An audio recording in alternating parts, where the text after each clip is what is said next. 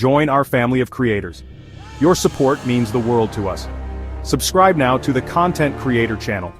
Your support keeps us motivated and helps us bring you fresh, exciting content every week. Hit that subscribe button and be part of our journey.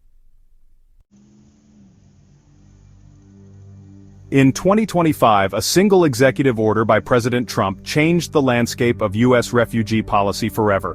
But was it a move towards justice or a step back into controversy?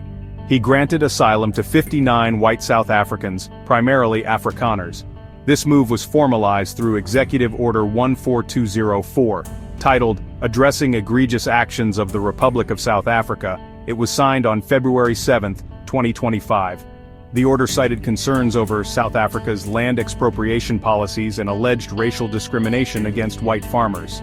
The decision sparked widespread controversy and criticism.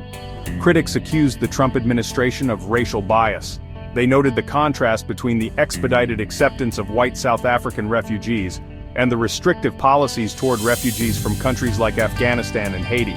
South African officials refuted the allegations of systemic persecution.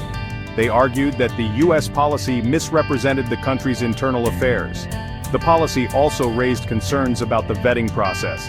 Reports emerged of some admitted individuals having histories of racist and anti-Semitic online posts. This development led organizations like the Episcopal Church to reconsider their partnerships with U.S. refugee resettlement programs. To understand the situation, we need to go back, way back. Imagine South Africa, but instead of the vibrant democracy it is today, it's under the brutal system of apartheid. Black South Africans were treated as second-class citizens in their own country. They were denied basic rights, forcibly removed from their land, and subjected to horrific violence. One of the most devastating legacies of this system was land ownership. After decades of struggle, apartheid finally ended in 1994. Nelson Mandela, a symbol of hope and forgiveness, became president. But the scars of apartheid ran deep. Black South Africans, though finally free, still owned very little of the land. The vast majority of farms and fertile land remained in the hands of the white minority.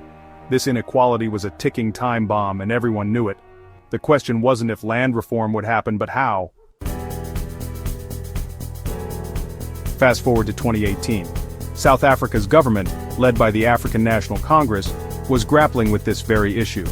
They were discussing ways to redistribute land more equitably, a process known as land reform. It was a sensitive topic, with high emotions on all sides. Then Trump's tweet landed like a grenade. He claimed that white farmers were being killed in large numbers, their land stolen by the government. He framed it as a racial issue, painting a picture of white South Africans as victims of a vengeful black government. This narrative, while appealing to some of his base, was deeply flawed. Fact-checking organizations like PolitiFact quickly debunked his claims. While there were indeed cases of farm murders in South Africa, they were not happening on the scale Trump suggested. Furthermore, the land reform process, while slow and often frustrating, was being carried out legally, not through violent seizures. South Africa, a country that had seen its fair share of misinformation and propaganda, wasn't buying it. The government, still grappling with the legacy of apartheid, was quick to condemn Trump's tweet. They called it misinformed and divisive. They pointed out that land reform was not about punishing white farmers, but about righting the historical wrongs of apartheid. Even opposition parties, often critical of the ANC, condemned Trump's intervention. They saw it for what it was: an attempt to score political points with his base, using South Africa as a pawn in his own narrative.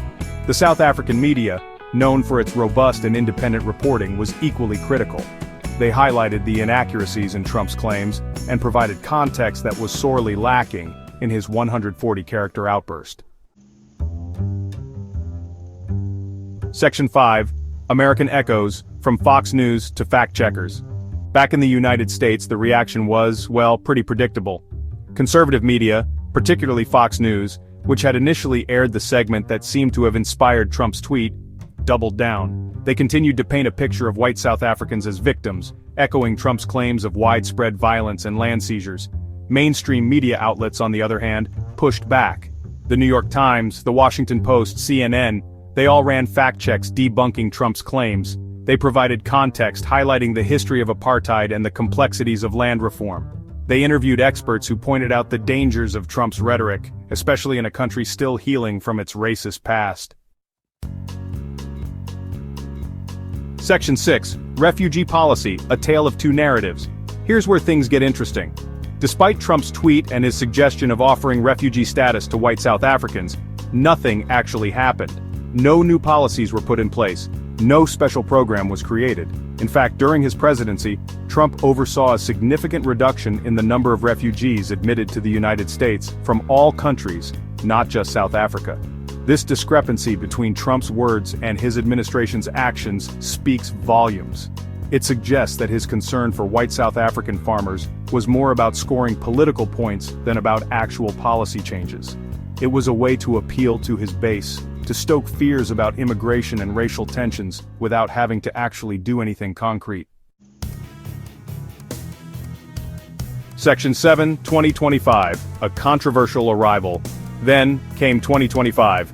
Trump was still president, and his words continued to have consequences. A group of 59 white South Africans arrived in the United States, claiming they had been granted refugee status under a program initiated by Trump. The news sparked outrage and confusion. How could this be? Trump hadn't created any such program. The administration, caught off guard, scrambled for answers. It turned out that the program, while not officially announced, had been in the works within the Trump administration. It had flown under the radar, hidden from public scrutiny. The arrival of the South African farmers, however, thrust it into the spotlight. Human rights groups condemned the move, arguing that it prioritized a specific group based on race and disregarded the plight of other refugees facing far more dire circumstances. The South African government, unsurprisingly, was also critical, pointing out the irony of a country built on immigration denying refuge to those fleeing persecution. The story of Trump's tweet and its aftermath is a complicated one, filled with misinformation, political maneuvering, and the enduring legacy of racism. It's a reminder that words have power, especially when spoken by those in positions of authority. And it's a stark illustration of how easily facts can be distorted to fit a particular narrative. As for the 59 South African farmers who arrived in 2025, their fate remains uncertain. Their arrival has sparked a debate about immigration, race, and the very definition of what it means to be a refugee. A debate that, much like the history that led to it, is far from over.